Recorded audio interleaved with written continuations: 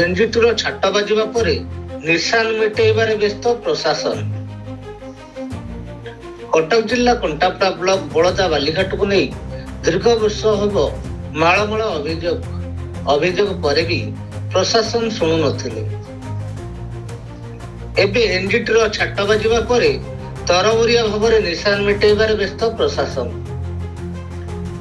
17/12/2025 ବୁଧବାର ଦିନ ଏନ୍ଜିଟି ପକ୍ଷରୁ ଏକ ଟିମ୍ ଇନକ୍ୱାରି ପାଇଁ ଥିବା ବେଳେ ପ୍ରଶାସନ ତରଫରୁ 15 ତାରିଖ ଦିନ ନିଶାନ ମିଟେଇବା ପ୍ରକ୍ରିୟା ଆରମ୍ଭ ହୋଇଯାଇଛି।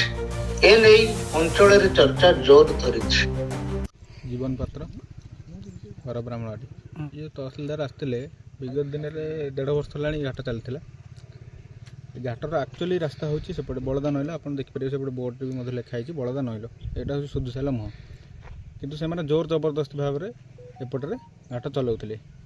ଯେହେତୁ ଏନ୍ଜିଟିରେ ଗୋଟେ କେସ୍ ହେଇଛି 17 ତାରିଖରେ, ଆସନ୍ତା 17 ତାରିଖରେ ଇନକ୍ୱାରି ଅଛି। ତାଙ୍କ ଇନକ୍ୱାରିକୁ ଇଏ କରିବା ପାଇଁକା ଆଗରୁ ମଧ୍ୟ ତହସିଲଦାରଙ୍କ ପାଖରେ କମ୍ପ୍ଲେନ୍ ହେଇଛି, ସବୁ କଲେକ୍ଟରଙ୍କ ପାଖରେ କମ୍ପ୍ଲେନ୍ ହେଇଛି, ବହୁତ ଜାଗାରେ କମ୍ପ୍ଲେନ୍ ହେଇଛି, କିନ୍ତୁ କେହି ଶୁଣନ୍ତି ନାହିଁ। ବିଗତ ଦିନରେ ରାସ୍ତା ରୋକ ହେଇଥିଲା, ବହୁତ ପ୍ରକାର ହେଇଥିଲା। ଯେତେ ଯିଏ ବି ରାସ୍ତା ରୋକ କଲା ତାଙ୍କ ନାଁରେ କେସ୍ ହେଲା। ଆଜି ମୁଁ କହୁଛି ମୋ ନାଁରେ ବି ହୁଏତ କାଲି ହେଇପାରେ ବା କିଛି ଦିନ ପରେ ହେଇପାରେ, ହୁଏତ ମୋତେ ଆରେଷ୍ଟ କରିପାରନ୍ତି, ଉଠାଇ ପାରନ୍ତି, ଯାହା ବି କରିପାରନ୍ତି। ଯେକୌଣସି ଲୋକ ବି କେସ୍ କଲା ଆପଣମାନେ ଦେଖୁଥିବେ, ଏଇଠୁ ଆରମ୍ଭ କରିକି ଯିବେ ଅପ୍ ଟୁ ବ୍ରିଜ୍ ଛକ ପର୍ଯ୍ୟନ୍ତ ରାସ୍ତାର ଅବସ୍ଥା ଦେଖୁଥିବେ। ରାସ୍ତା ଯାହା ହେଇଛି, ଯେଉଁମାନେ ବି କଲେ ସୁଦୁସାଇଲ ହୁଅନ୍ତୁ କି ଅଣ୍ଡେଇ ସାହି ହୁଅନ୍ତୁ କି ବଡ଼ବିଲି ହୁଅନ୍ତୁ, ତାଙ୍କ ନାଁରେ କେସ୍। ଏମିତି କରି ବହୁତ ଦିନ ହେଲାଣି ସେମାନେ ଚୋରାରେ ଚଲାଉଥିଲେ। ଯେହେତୁ ଏନ୍ଜିଟିର କେସ୍ ହେଇଛି, ଆଜି ଗୋଟେ ସେ କେସ୍କୁ ଛପେଇବା ପାଇଁ 15 ତାରିଖରେ ଆଜି ଏଠି ତହସିଲଦାର ଆସିକି ଏଠି ତାଡ଼ୁଛନ୍ତି। ବଳଦା ଘାଟଟା ତ ଅଛି, ଆମର ସୋର୍ସ ଅଛି, ଏଇଟା ଦିଆହେଇଛି ଥିଲା ଡିସ୍ପ୍ୟୁଟ୍ ଗୋଟେ ହେଇଛି, ଗୋଟେ ଅଛି ଆମର ଏନ୍ଜିଟି ଥିଲା। ଏଇଟାକୁ ବାଲି ବର୍ତ୍ତମାନ ସୁଦ୍ଧା ଆମେ ଯେତିକି ଦେଖୁଛୁ ବାଲି ଏଠୁ କିଛି ଗୋଟେ ଟ୍ରିପ୍ ବଳଦା ଘାଟରୁ ଚୋରି ହେଇନି କି ନେଇନାହାନ୍ତି। କିନ୍ତୁ ଆମେ ଗୋଟେ ସତର୍କତାମୂଳକ ଏଇଟାକୁ ଗୋଟେ ଖୋଳି ଦେଇଛୁ। ଏଇଟାକୁ ଯଦି ଗାଡ଼ି କିଏ ରାତିରେ ଚୋରି କରିବ, ତେଣୁ ସେ ଦୃଷ୍ଟି ଗୋଟେ ସତର୍କତାମୂଳକ ପଦକ୍ଷେପ ହିସାବରେ ଗୋଟେ ଟ୍ରେଞ୍ଚିଂ କରିଦେଇଛୁ, ଯେମିତି ଗାଡ଼ି ତା ଭିତରେ ପଶିପାରିବନି। ଯାହା ଖବର ଆମ ପାଖରେ ଅଛି, 2 ଦିନ ପରେ ଏନ୍ଜିଟି ଟିମ୍ ଆସୁଛନ୍ତି ଇନକ୍ୱାରି। ଆସିବେ 18 ତାରିଖରେ ଅଛି, 17 ତାରିଖରେ। ତା ପୂର୍ବରୁ ଏସବୁ କାର୍ଯ୍ୟକ୍ରମ ଆରମ୍ଭ ହେବା।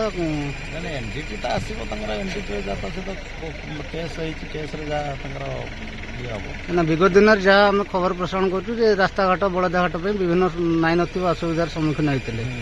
ବାରମ୍ବାର ଅଭିଯୋଗ କଲା ପରେ ପ୍ରଶାସନ ସେତେବେଳେ ଶୁଣିନଥିଲେ।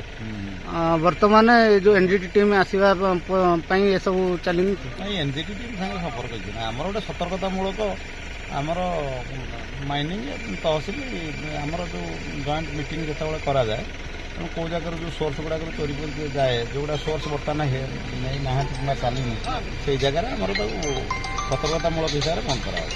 ସାର୍, ଇଏ କଣ୍ଟିନ୍ୟୁ ବନ୍ଦ ରହିବ ନା ନାଇଁ? ଯେହେତୁ ଲିଗାଲ ଘାଟ, ଲିଗାଲ ମ୍ୟାଟର ଅଛି ନା, ଲିଗାଲ ଡିସ୍ପ୍ୟୁଟ୍ ତାଙ୍କର ଫାଇନାଲ୍ ହେଲେ ଯାହା ହେବ, ସେଇଟା ବେଶୀ ଅସୁବିଧା।